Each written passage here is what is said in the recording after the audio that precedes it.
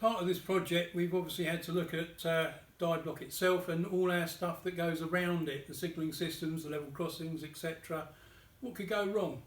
And one of the things that got flagged up very early on was that Romney box is all powered by the mains. So if the mains goes off, we lose DiBloC and we lose the signals. Signals aren't quite so much of a problem, but DiBloC obviously would be a big problem. So in this case next to me here is going to go a new Romney box. It'll have some big batteries in it. You can see it's already got a battery charger in it, and that will mean then that we're not dependent on the mains. We should be able to run Romney box for about a day and a half to 2 days without any main supply, and that's more than enough time to bring in a generator or to get onto the electric people and get it fixed.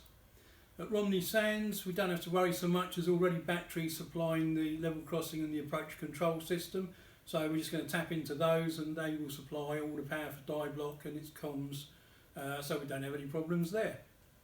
DiBloC, as well as controlling how many tokens are released, so there's only ever one out into the outside world at a time, also has a number of outputs that we can use for remote monitoring, and we can also use to give releases on signals and that type of thing.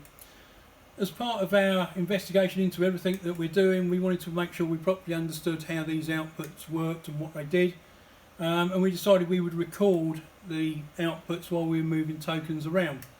To do this we needed to get hold of a data acquisition system, so I had a look under the stairs at home and lo and behold there was a data acquisition system.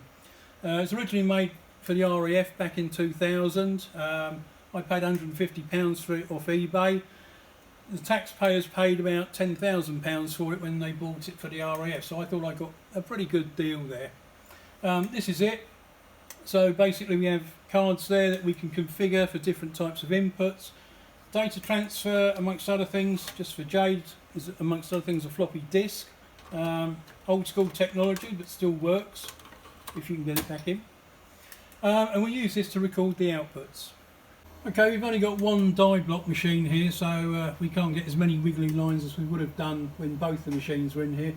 But the sort of thing we get is something along this sort of line. You can see there that one of the outputs has gone high, and we can then send it low again, which is done there. Once we've done that, we can export the data out to Excel, tidy it up, put it into graphs and look at it and do all sorts of things with it.